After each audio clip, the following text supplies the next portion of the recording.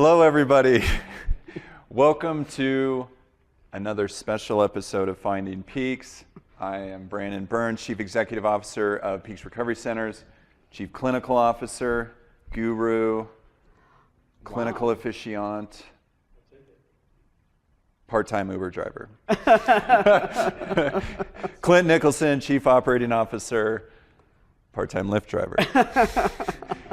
We actually share, we share a car. Yeah. They fight all the time about Yeah. it. He steals his Uber sticker, he steals his Lyft Yeah. sticker. Here we are. Here we are. You're a Coke guy, I'm a Pepsi guy. I mean, Yeah. Yeah. It's all about the bumper sticker. yeah. Kidding and jokes aside, folks, of course, we're just trying to liven it up a little bit here, be a little bit more intentional about drawing you in to talk about some serious topics that we want to speak to the world about. Here at Finding Peaks, as an episode, as me as the host, I'm just going to continue to talk more about it, that I am invested in this concept of disrupting an industry through our company culture and our vision. And with that, hopeful that the folks on the other side of these cameras and the social medias and so forth, the ones emailing us fervently at findingpeaks@peaksrecovery.com, do it. Thoughts, ideas, questions, bring it forward. Hopeful to give you information for which, if you are pursuing treatment services, whether it's substance use disorder or mental health primary in that regard, that at the end of the day, the information that we're giving you empowers you to seek treatment, to find the programs that are appropriate for you and your loved one, and to identify where treatment centers may fall short in actually delivering those services to your loved one. So today, we are going to talk about kind of societal norms and culture and how that influences substance use disorder and mental health. For those out there who are like, why is he using substance use disorder and not the word addiction, is because our prior episode, we really sort of went after that word and got a little passionate about it. And I don't want to use the word for fear that he will give me a good punch in the face. So trying to move away from it. It's familiar. It's a figurative punch in the face. Figurative punch in the face, totally. Yeah. He can't do that. It's an HR issue. You are my boss, yeah. So cultural norms, our experiences, it's something that we see within addiction treatment. It does influence behaviors. It does cause trauma for individuals within society. I was talking a pretty famous marketing platform in our industry, without using their name, was recently talking about, for example, how during election season, right after election season, addiction treatment centers and mental health centers experience an increase in call volume related to the results of elections in that regard. So something about elections is stirring the pot of substance use disorder and mental health in that regard. It's interesting. I don't have much more to expand or gain insights into that, but that is curious. There is something about the world we live in, the society we live in, that causes people to experience suffering in those processes to the degree that they'll reach out to centers like ours to address what's going on. Maybe the hangover post-election, maybe just the anxiety about who just took power and what that means for the individual.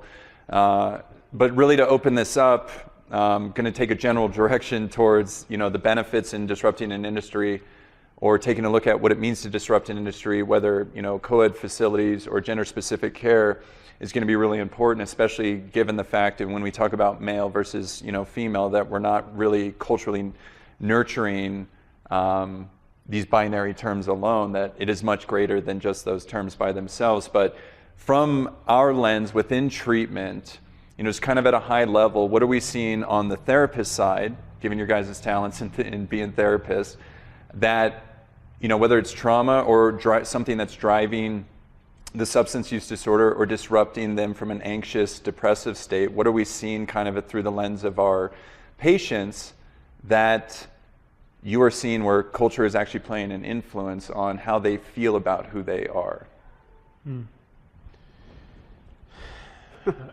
I feel like there's so much to unpack in what you just said, truthfully.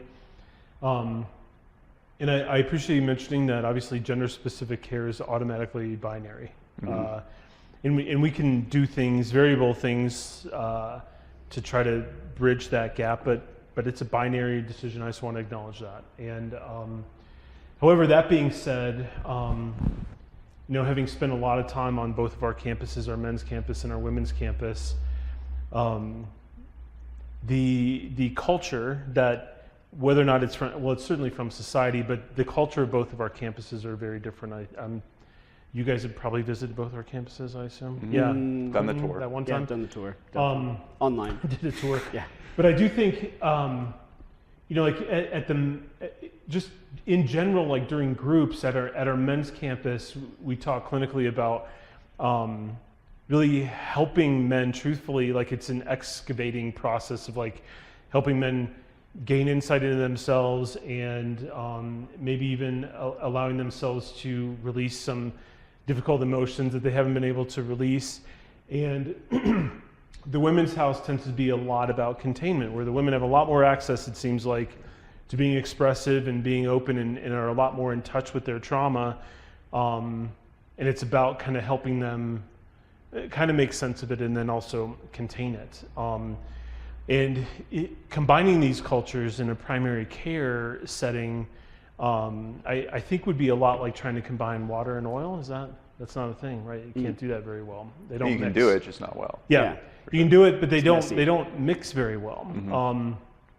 And I think that's why that's the appeal, I think, of a gender-specific program, is that is just having that ability. Like, it's just a different skill set, if I'm just going to be totally honest with you. And I think, and we see it too clinically, like we have clinicians that are drawn to work more with the men and clinicians that are drawn to work more with the women because just of their skill set and approach fits better in one side or the other. And not good or bad, but just simply a fact is what I notice. I think that you said something really important. I do think that there is, the level of care is actually important when you talk about gender-specific treatment. When you're doing the residential sort of stabilization model, safety is vital towards, because what we're, again, trying to do is help people access vulnerability. And so in order to establish safety, I think what I've recognized over the years, and I think what we see in our programming, is that gender-specific programs actually do foster a sense of safety that maybe a co-ed program would actually create barriers to. And so by providing these sort of gender-specific approaches, we allow people to be able to explore in a way that is, helps them actually kind of bypass the shame and expectations and that the sort of like binary model actually imposes on people. Now, I think as you sort of progress through your treatment, the integration of men and women actually becomes really important. And I think it becomes really helpful and really beneficial, because in the end, we don't live in these sort of like vortexes. We live together with one another. And so being able to sort of kind of reestablish and help people develop that sense of safety within a co-ed environment is also really important. So, yeah, and to that point, and I think it's worth mentioning to the viewers that, challenge me, of course, go to the Google search engines, whatever, and ask Google, in relation to addiction, how Google the data, and you'll see that women and men experience addiction, for example, differently than one another. Generally, you'll see that men are using higher quantities of the drugs and they're using it more often, where women are generally using less quantities and less often in that regard, but both experiencing frustrations around that addiction. Now, of course, that's not going to be true across the board. But when we think about stabilization and vulnerability coming into a setting, if our experiences are different on one side of the equation coming into another experience, I think in ways that makes us vulnerable to the people that we're around in a pretty significant way. But with those touches of differences for people entering treatment, I think it's interesting from a residential standpoint, that it feels good and first and foremost break it up and move them apart, but that's interesting to think, of course, that, well, at some point there has to be this integration. Maybe interesting is the wrong word, because it is the world we live in that regard. But the world that we live in prior to coming to, to a place like Peaks is scary, and we've been mistreated in a variety of different ways, and we have different experiences within that. Maybe it's trauma, maybe it's mental health, maybe it's a female in the way her dad treated her versus a male in the way that his dad treated him. And out of those experiences, it seems best to create that separation so that that vulnerability and the ability to bring that forward can thrive. But also, where do you guys think we have blinders on in this moment? Because we operate a gender-specific, culture, of course, and I think those experiences for us are really important. But challenging you guys to think about maybe in a gender-specific setting, and maybe it's around the binary language of just men and women, where we're not really seeing that being fully efficacious. I mean, I think, I'm not sure it's a blinder, or maybe it is, I'm aware of the blinder, that creating gender-specific program, it serves a significant portion of the population, but it doesn't serve another part of the population. I think that's very much true. And then I do think another course correction we've had, I think just in the last month or two, is we kind of had a lot of our residential staff match the gender of the program they were working in. And it wasn't the best idea necessarily. I think it's helpful to have well-boundaried, healthy people of both genders interacting with our clients, and we had kind of began to isolate our programs into very specific camps, almost from a staff perspective.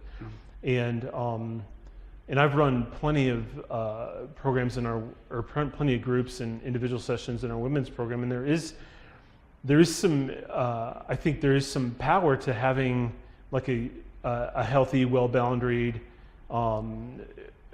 compassionate person providing some care in that women's program. And then at the same time, we have a lot of really successful staff members that are women working in our men's program that provide an element of care and compassion and concern that has been really helpful, I think. I don't know, what other blind spots do you think we have? I mean, I do think that when we, anytime you sort of separate out into categories or groups, you are reinforcing some of the stereotypes that go along with those. So in a way, we having gender-specific programming does further entrench some of those kind of variables, and I would say beliefs about self and experiences of shame and victimization. I think it kind of can reinforce that sometimes, rather than helping to break that up, which is, I mean, we live in a diverse world, we are, gender is a spectrum, everything is a frickin' spectrum, really. And when we reinforce that the world is black and white, we miss all of the gray. And in the end, I mean, the gray is where we heal. And so I think that it's, I believe pretty firmly in gender-specific programming to a point, but I think that it has its limits. There is a ceiling that you hit, at which point it's kind of run its course, and now it's time to fully engage with the world around you. These sort of I don't know, kind of self-manifested little worlds that we try to live in. And I think that, and maybe that kind of goes back to the election era, right? I think that we kind of find our own little cloister of our own little beliefs and our own little circle of people that feel and believe the same thing that we do. And when that gets disrupted, it is extremely imbalancing. But in the end, that's what we're trying to learn how to do, is to balance and stay still in chaos rather than try to avoid or ignore it. Yeah, and to couch it really in terms of, to bring outside societal norms in, America has had many discussions about it, and about non-binary bathrooms in that regard, and that somebody who identifies as a female, for example, with male genitalia, wants to use the female bathroom, and there's a lot of tension about that within society. But at the same time, we've had individuals come in who are male per their genitalia in that regard, transitioning into womanhood and going through that experience. And we've placed those individuals into our women's program at time. And out of that, once it's become aware through the whispers of culture, a parent finds out or something and seems to be, dysregulated at some level in the same way that culture is out there. So for me, I, went around and I always found myself in the marketing stance of like, oh, we're gender specific and that's really great. And then people would say, well, what if they are non-binary in that regard? And what are you guys doing about that? And how does that blur these norms of, gender specific care at the end of the day? And we've also done it the other way, women or individuals with female genitalia identifying as male and making that transition who went into our men's program as well too. And then tension occurs throughout that as an experience. But I think those are, the types of things that are playing roles within this, that for which, treatment centers such as ours, mental health treatment centers and so forth, integrated care, all have to be accounting for in real time, because these individuals across the board in the spectrum are all suffering in their own, unique way. In that regard. So having a gender-specific camp is, good to a degree, but at the same time really requires an ability to be more relational and, less transactional from those terms. Absolutely. Yeah. It's complicated. Yeah. And you have to allow it to be complicated. I think if you try to keep it simple, it'll fail. What do you guys think is the biggest concern? Men and women, early stages of recovery, in the same room, group room together. What do you think is the sort of liability there for which this industry might fear most, within those moments?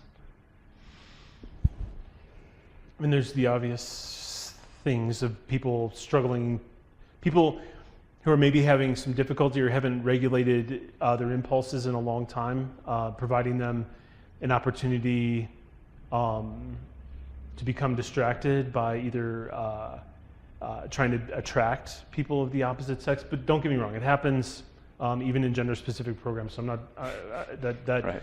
that isn't the only reason by any stretch of the imagination. But just having sat in I don't know, countless men's and women's groups, it is men, when they're in groups with other men, they do share about their shame in a different way, or they share about their stories, or they share about their struggles in a different way than if women are introduced to the room. And it's the same with the women. I do think for a period of time, I think that's just really important. And I think even in the aftercare setting, I don't think it's necessarily a bad idea for people to still attend gender-specific either groups or support groups, or just have a friend group that's gender-specific where they can talk about these things without kind of some of that other distraction. But I mean, it's the same reason why we, in some ways we don't intentionally try to trigger people or tempt them with things, or have liquor bottles laying around, or there's no value in that. Creating that safety is just, to me, about removing a lot of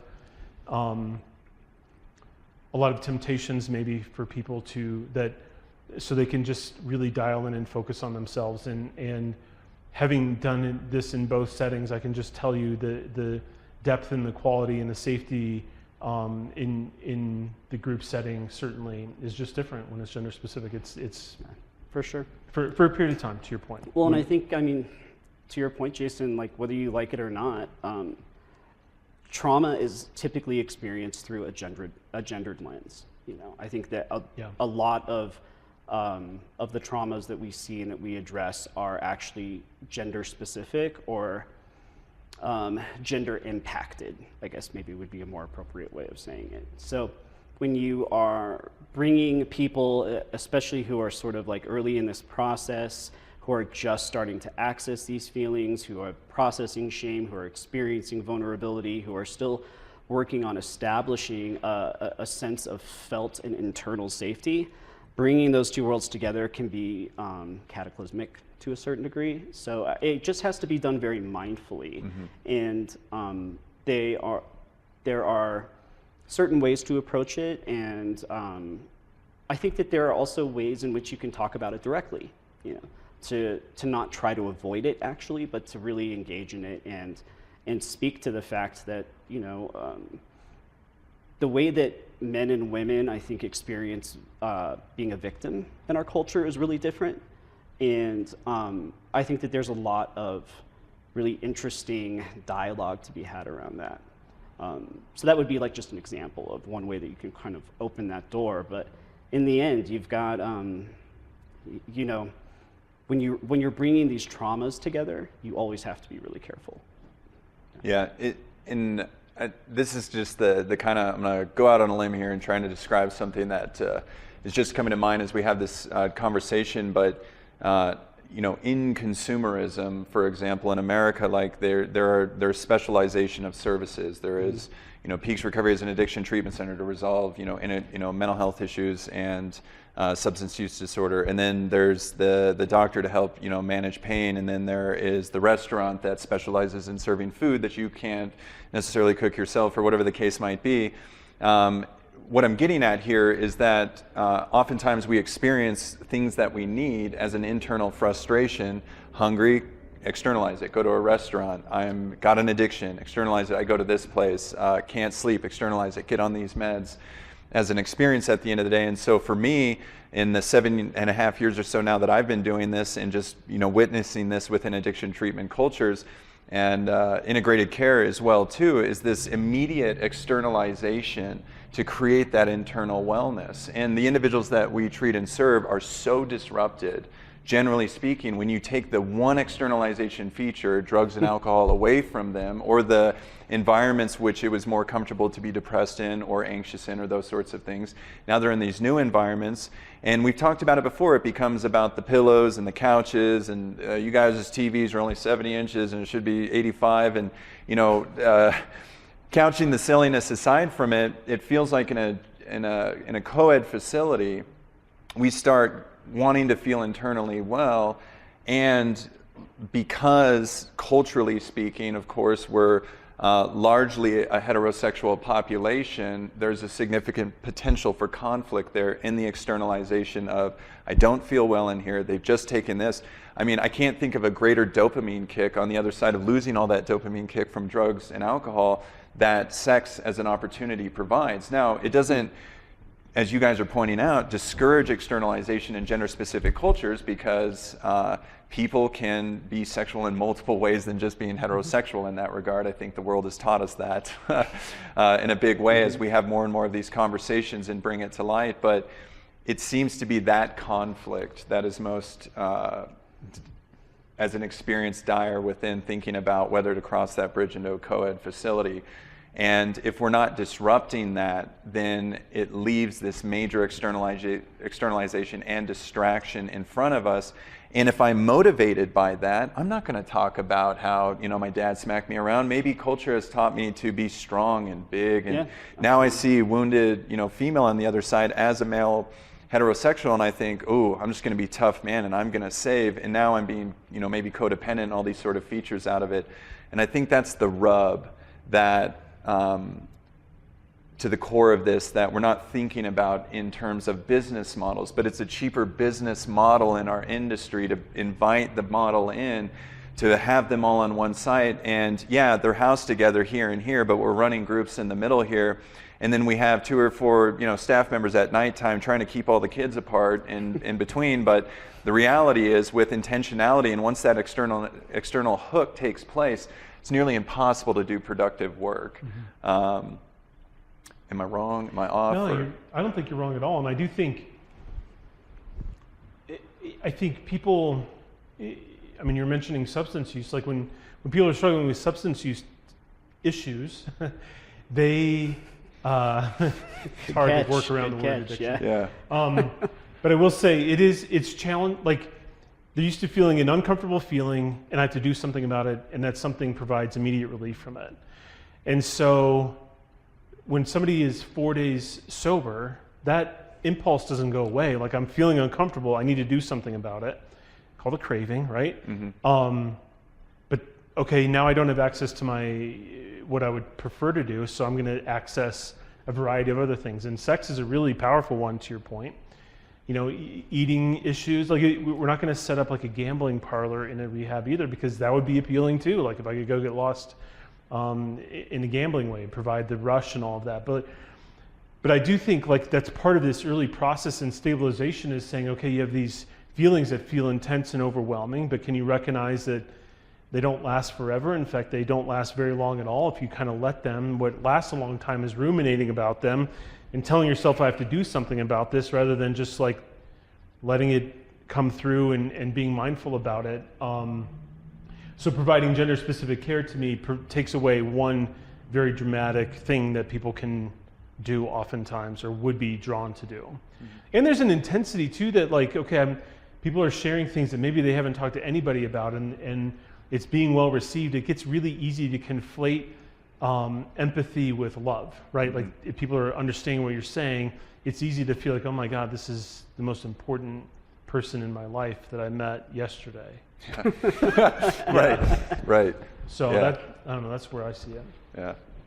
Yeah, I mean, I agree. I think that really, I guess for me, treatment and recovery is the process of sort of reconnecting to self. And you're talking about externalization, right? There's still that tendency early on to believe that your answers and your connections lie outside of you. And I think that you can create environments like a co-ed program, especially at that like early residential stabilization period, in which you start to reinforce that, or at least, I don't know, it's almost like you're kind of setting people up. You're tempting fate, really, at that point. And when in reality, what you really need to be doing is getting people to go inside, go inwards, right? And anything that you can do early on in the process of treatment, whether it's for substance dependence or mental health, is help people reconnect to themselves, because people come in completely detached. You know, most people come in just completely lost, and I mean that's why identity and purpose is one of our primary program weeks. You know, that's one of our intensives, because people have completely lost that sense of self. So, and I think that anything that we can do as a program, anything that we can do as therapists to help people remain focused on what's going on inside as opposed to outside, the better the job that we're doing, essentially. That makes sense? To me. Yeah. To me. Hopefully the viewers in this regard, and I think we'll take it out from there. This is a topic that is interesting, and it's got tones of combativeness in it. The way that culture probably experiences addiction and what it is, and how addiction treatment centers, substance use disorder centers, integrated care, mental health should be behaving in this world. But there are internal conflicts within our industry and the services that we provide each and every day. And these are things that, whether co-ed or gender-specific facility, that we have to be thinking about in real time, and how are we going to disrupt that?